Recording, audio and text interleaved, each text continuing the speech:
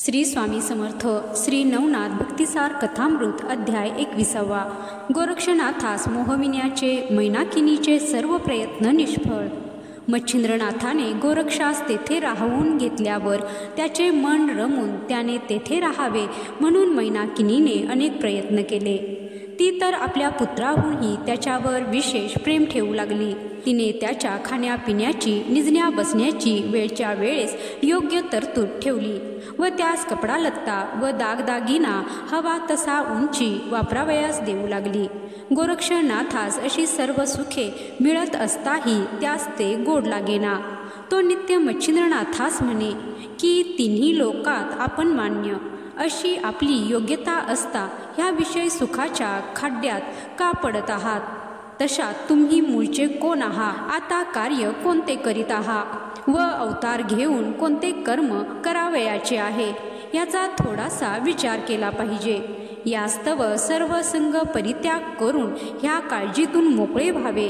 अशा प्रकारे गोरक्षाने मच्छिंद्रनाथ गुरुस बरेच वेळा सांगितले. तेने करून त्यास विरक्तता उत्पन्न झाली. मग मायापाशात गुंतून न राहता आपल्या मुलुखास जाण्याबद्दल त्याने गोरक्षास वचन दिले. तेव्हा त्यास आनंद झाला. पुढे गोरक्षा समागमे गेल्यापासून आता मला सुटका नाही असा आपला विचार मच्छिंद्रनाथाने तिलोत्तमेस कळविला. पण तुला सोडून जाण्यास हिम्मत होत नाही असेही सुचविले. तेव्हा ती म्हणाली, तुम्ही जर गेला नाही तर तो तुम्हास कसा नेईल? ते ऐकून आपण त्यास दिलेले वचन आणि गोरक्षाबरोबर झालेले भाषण त्याने तिला कळविले आणि म्हटले, त्याच्याबरोबर गेल्यावाचून सुटका नाही व तुझा मोहपाश मला जाऊ देत नाही. अशा दुहेही संकटात मी सापडलो आहे. आता ह्यास एकच उपाय दिसतो, तो हा की तू त्यास आपल्या कुशलतेने मोहवून टाक. हे ऐकून ती म्हणाली, मी पूर्वीच उपाय करून पाहिले, त्यात कोणतीही कसर ठेविली नाही, परंतु व्यर्थ. माझ्या बोधाने व करामतीने काही एक निष्पन्न झाले नाही. असे तिचे निराशेचे भाषण ऐकूनही आणखी एकदा प्रयत्न करून पहावयासाठी मच्छिंद्रनाथाने तिला सुचविले. एके दिवशी गोरक्षनाथाने पद्मिनीपाशी गोष्ट काढिली की आज मी मच्छिंद्रनाथास घेऊन तीर्थयात्रेस जातो. तेव्हा तिने त्यास बोध केला की बाळा, मी तुला माझा वडील मुलगा म्हणून समजते. भावाचे तुला पाठबळ आहेच. आता आम्ही अन्न वस्त्र घेऊन स्वस्थ बसून राहणार. गोरक्षनाथाला दया यावी म्हणून ती दीनमुद्रेने असे बोलत असताही त्याच्या मनात दया उत्पन्न झाली नाही. उलट तिला त्याने त्यावेळी स्पष्ट सांगितले की आम्हास त्रैलोक्याच्या राज्याची देखील पर्वा नाही. मग तुझ्या या स्त्री राज्याची देखील पर्वा नाही. मग तुझ्या या स्त्री राज्याचा हिशेब काय? ते तुझे खुशाल भोग. आम्ही योगी, आम्हास या भूषणांमध्ये मोठेसे महत्त्व वाटत नाही. यास्तव आम्ही तीर्थाटनास जातो. तेथे सुकृत क्रिया आचरण करून सुखसंपत्ती भोगू असे म्हणून तिच्यापाशी जाण्याकरिता आज्ञा मागू लागला. तिने त्यास पुष्कळ समजावून सांगितले, परंतु तो ऐकेना. सरते शेवटी 1 वर्षभर तरी राहावे म्हणून तिने अतिशय आग्रह केला असता तो तिला म्हणाला, मला येथे येऊन 6 महिने झाले. यास्तव आता मी येथे जास्त राहणार नाही. तेव्हा पद्मिनी आणखी 6 महिने राहण्यासाठी आग्रह करू लागली व आता थोड्यासाठी उतावळी करू नकोस. मग मी मोठ्या आनंदाने मच्छिंद्रनाथास तीर्थयात्रा करावयाची आज्ञा देईन. अशा प्रकारच्या भाषणाने ती त्याची पायधरणी करू लागली. तिने इतकी गळ घातल्यामुळे त्याच्याने तिचे म्हणणे अमान्य करवेना. त्याने तिला सांगितले की तुझ्या म्हणण्याप्रमाणे मी आणखी 6 महिने तुझ्याकरिता राहतो, पण त्या मुदतीनंतर तरी आम्हास जाण्याची तू कधी परवानगी देणार तो दिवस आज नक्की मला कळव, म्हणजे ठीक पडेल. मग चैत्र शुद्ध प्रतिपदेस भोजन झाल्यानंतर मी राजी खुशीने तुमची रवानगी करून देईन म्हणून तिने गोरक्षनाथास कबूल केले. ते 6 महिने हा म्हणता निघून जातील असे मनात आणून तो तिथे स्वस्थ राहिला. या गोष्टी काही दिवस लोटल्यानंतर एके दिवशी मैनाकिनीने गोरक्षनाथास हाक मारून जवळ बसविले. तोंडावरून हात फिरविला आणि म्हटले, बाळा, माझ्या मनात तुझे एकदाचे लग्न करून द्यावे असे आहे. मग त्या माझ्या सुनेबरोबर हसून खेळून माझी कालक्रमणा तरी होईल. जी फारच स्वरूपता स्त्री असेल तिच्याशी मी तुझा विवाह करीन.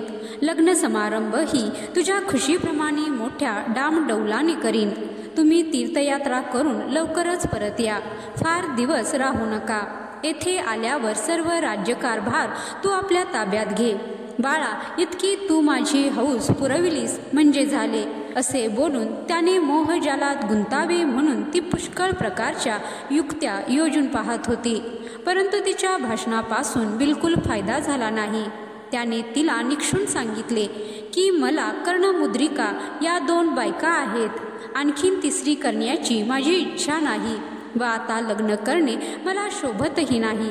असा जेव्हा त्याने तिला खडखडीत जबाब दिला तेव्हा ती निराश होऊन स्वस्थ बसून राहिली. नंतर एके दिवशी गोरखनाथास मोहिण्यासाठी पद्मिनीने एक सुंदर स्त्री खेळण्याच्या मिशाने रात्रीच त्याच्याकडे पाठविली. तिने सोंगट्याचा पट बरोबर घेतला होता. ती गोरक्षनाथाच्या खोलीत जाऊन त्यास म्हणाली, तुमच्या समागमे आज 2 सोंगट्याचे डाव खेळावे असे माझ्या मनात आले आहे. हे ऐकून तोही तिचा हेतू पुरविण्यास्तव तिच्याबरोबर खेळावयास बसला. त्यावेळी तिने नेत्रकटाक्षांनी पुष्कळ बाण मारून त्यास विंधून टाकण्याविषयी प्रयत्न केले. पण तो तिच्या नेत्रकटाक्षास, तिच्या भाषणास व हावभावास काही एक जुमानीना. शेवटी तिने आपल्या मांड्या उघड्या ठेवून गुह्य भागही त्याच्या नजरेस पाडला. इतक्या निर्लज्जपणाने ती त्याच्याशी वागत असताही त्याच्या मनात मुळीच कामवासना उत्पन्न होईना. असे पाहून ती अखेरीस खिन्न झाली. वर आणि सर्व वृत्तांत सांगून विन्मुख होऊन परत घरी गेली. सारांश: मैनाकिनीने गोरखनाथास राहाविण्याकरिता केलेले सर्व प्रयत्न फुकट गेले. पुढे मच्छिंद्रनाथाचा वियोग होणार म्हणून मैनाकिनी मीननाथास पोटाशी धरून रडत बसू लागली. त्यावेळी दुसऱ्या स्त्रिया तिची वारंवार समजूत करीत व गोरक्षनाथास आपण वश करू असा तिला धीर देत. तरी त्यांच्या बोलण्यावर तिचा विश्वास बसेना. अशा रीतीने ती चिंतेमध्ये दिवस काढीत असता पूर्वी ठरलेला वर्ष प्रतिपदेचा दिवस येऊन ठेपला. त्या दिवशी जिकडे तिकडे लोक आनंदात मौजा मारण्यात गुंतावयाचे. परंतु त्या दिवशी सर्व नगरी हळहळू लागली. इकडे गोरक्षनाथ शिंगी, फावडी इत्यादी घेऊन मच्छिंद्रनाथास बोलावू लागला. तो त्याच्या पाया पडून निघण्यासाठी उतावळी करू लागला. तेव्हा तर मैनाकिनी मोठमोठ्याने रडू लागली. तिने म्हटले की बाळा, तुम्ही दोघेही जेवून जा, उपाशी जाऊ नका.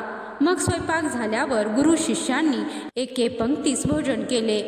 नंतर तिलोत्तमा राणीने मच्छिंद्रनाथाजवळ गोष्ट काढिली की तुम्ही तर आता जावयास निघालात, तरी मीननाथास घेऊन जाण्याचा विचार आहे की नाही हे मला सांगावे.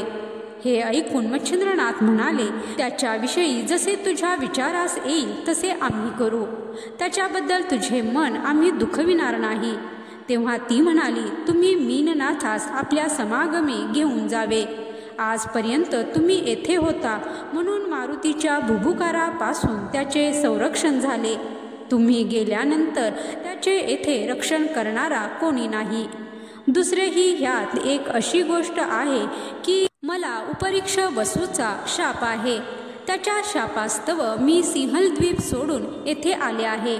शापाची मुदतही भरत आली आहे. यास्तव तुम्ही जाताच उस शापाचे फळ मला प्राप्त होईल व तो येऊन मला येथून घेऊन जाईल. मग मीननाथाचे येथे संरक्षण कोण करील? जर त्या स्वर्गास घेऊन जावे तर मनुष्य देह तेथे जात नाही.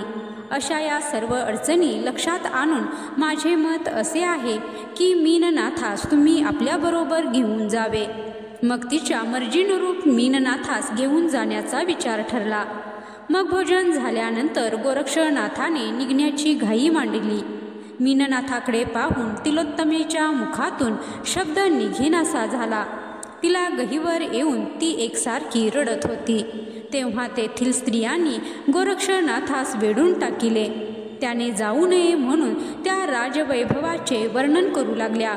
निरनिराळ्या दागदागिन्यांचा व कपड्या लत्त्यांचा त्याच्या पुढे ढीग करून रत्नखचित अलंकार व भरजरीचे शेले दुपट्टे त्यांनी त्याच्या पुढे आणून ठेविले. तसेच आम्ही अवघ्या जणी तुझ्या बटीक होऊ तुझ्या मर्जीप्रमाणे नटून शृंगारून तुला यथेच्छ रतिसुख देऊ असा पुष्कळ प्रकारांनी त्यांनी त्याला मोहविण्याचे प्रयत्न केला. पण गोरक्षनाथ त्या सर्वांचा धिक्कार करून म्हणाला, आम्हाला सुखसंपत्तीशी काय करावयाचे आहे. जमिनींचे अंथरूण आम्हास फार सुखदायक होते. अशा प्रकारे बोलून तो लागलाच निघाला. जाताना त्याने मैनाकिनीस नमस्कार केला. मीननाथास खांद्यावर घेतले व मच्छिंद्रनाथास बरोबर घेऊन तो गावाबाहेर गेला. ते निघण्यापूर्वी गोरक्षनाथाच्या नकळत आपल्या भांडारातील सोन्याची एक वीट मैनाकिनीने मच्छिंद्रनाथास दिली होती. ती त्याने त्यास न कळू देता झोळीत ठेविली. वेशीपर्यंत मंडळी त्यास पोचवावयास गेली होती. तेथे मैनाकिनी मच्छिंद्रनाथाच्या पाया पडली. तिने गोरक्षनाथास पोटाशी धरिले व त्यास नाथाची बडदास्त ठेवून त्याच्या जीवास जपण्याविषयी पुष्कळ सांगितले. तरी पण तिचा माया मोह सुटेना. तिने गोरक्षनाथाच्या गळ्यास मिठी घातली आणि मोठमोठ्याने रडू लागली. मग त्या प्रसंगातून निसटून गोरक्षनाथ मच्छिंद्रनाथाचा हात धरून सपाट्याने चालू लागला.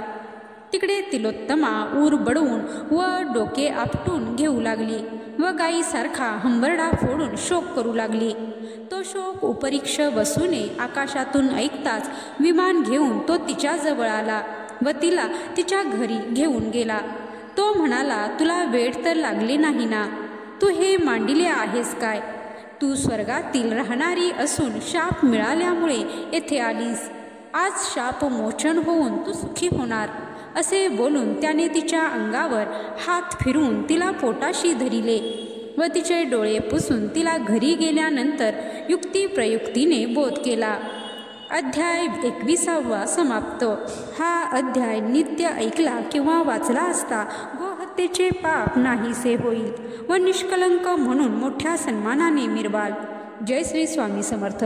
जय श्री नवनाथ.